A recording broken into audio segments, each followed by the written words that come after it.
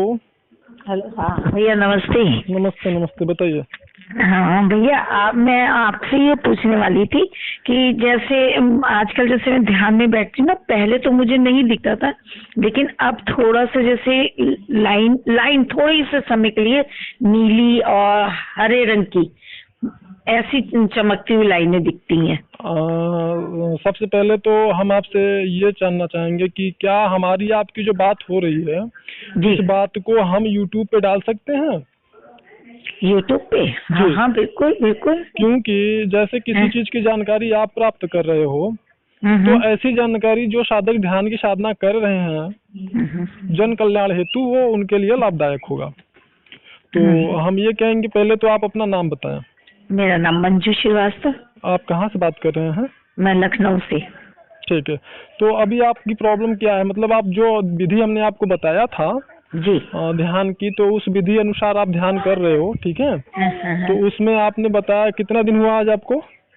मेरे को हो गए 5-6 दिन हो गए। मतलब मैं तो पहले भी पूजा करती ही थी। नहीं, तो मैंने जब जो विधि आपको बताया उसके अनुसार 5 दिन हो गया आपको? हाँ 5-6 दिन हो गए। तो क्या बता रही थी आप?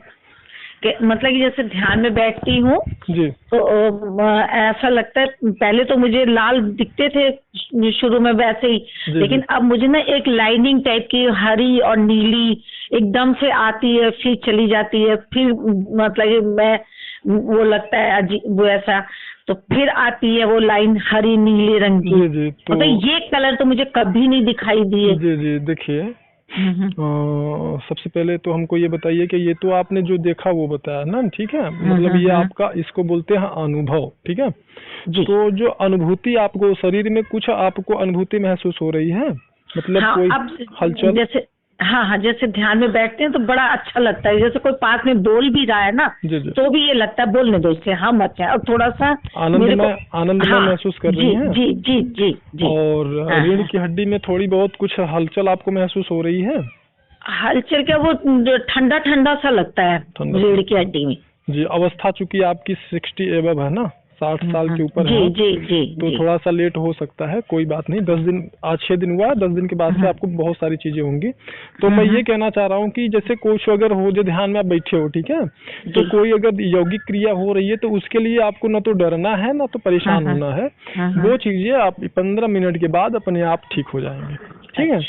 और नियमित रूप से आप ध्यान करिए। अब आपका प्रश्न, आपने कहा कि नीला और हरा जैसी लाइनिंग आपको दिखती है। तो मैं आपको बता दूं, देखिए, जो पंच तत्व होते हैं, ठीक है, जब हम एकाग्रता को प्राप्त होते हैं, जब हमारा ध्यान सधने लगता है, जब एकाग्रचित हम होने लगते हैं, ऐसी दशा में सर्वप्रथम हमें जैसे जो हमारा आकाश तत्व है, पृथ्वी तत्व है, अग्नि तत्व है और वायु तत्व है, तो सबसे पहले जो हमें दिखता है, ठीक है, वो हमें जल तत्व दिखता है और उसके बाद में हमें पृथ्वी तत्व दिखता है।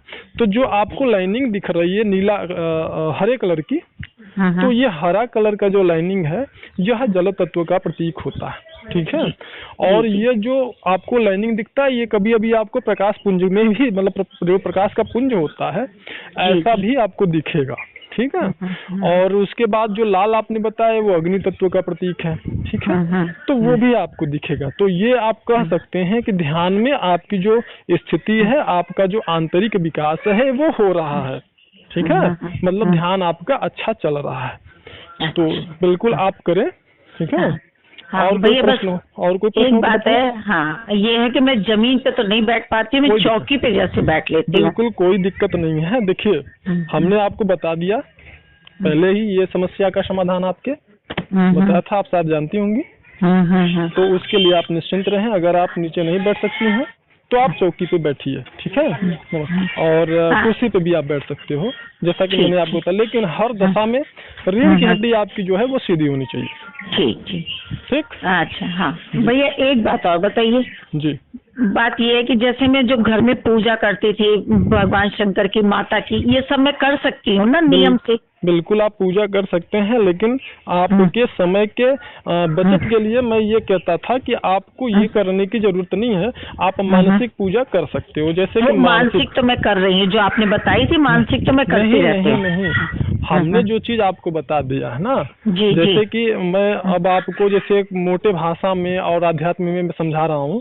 अगर आपके पास, ठीक है, जैसे एक कॉलेज है, यूनिवर्सिटी है, तो यूनिवर्सिटी में टीचर हैं, चपरासी स्टाफ हैं, क्लर्क स्टाफ हैं, प्राचार्य हैं, प्रोफेसर हैं, ठीक है, ये सारे लोग हैं। तो हम अगर किसी अध्यापक से संबंध हमारा बनता है, मतलब उनसे हमारा अगर संपर्क और जान पहचान अच्छा होता है उसमें, और किसी वहाँ के चपरासी से मेरा संबंध अच्छा बनता है उससे, और या फिर किसी टीचर स्टाफ से या प्रोफेसर से संबंध अच्छा बनता है उससे, या वहाँ का जो डीन है, ठीक है, उससे। तो अगर हमारा अगर संपर्क डीन जो है, जो कि सारे कार्यों का संचालन करता है, जो शक्ति स्वरूपा है, जो संपूर्ण ब्रह्मांड को धारण करती है, अगर ऐसे शक्ति की आप जो है उपासना कर रहे हो, तो मुझे नहीं लगता है कि उसके बाद साकार रूप में किसी अन्य की साधना आपको करने की जरूरत है। ठीक है, बात समझ रहे हो आप? जी जी जी बस मुझे लगता है कि एक लाइन में हमने आपके सभी सवालों का जवाब दे दिया है। जी जी भैया, कोटि कोटि नमन भैया आपको। आप जिसकी तलाश थी शायद मुझे मिल रही है, वही बात। जी जी आपको बिल्कुल भैया कोटि कोटि नमन है मेरा। बिल्कुल बिल्कुल, आपको भी प्रणाम है। और कोई प्रश्न है तो आप पूछ सकती हैं। जी भैया, जब सब जैसा होगा वैसे भी पूछेंगे। बिल्कुल बिल्कुल बिल्कुल। नमस्ते भैया।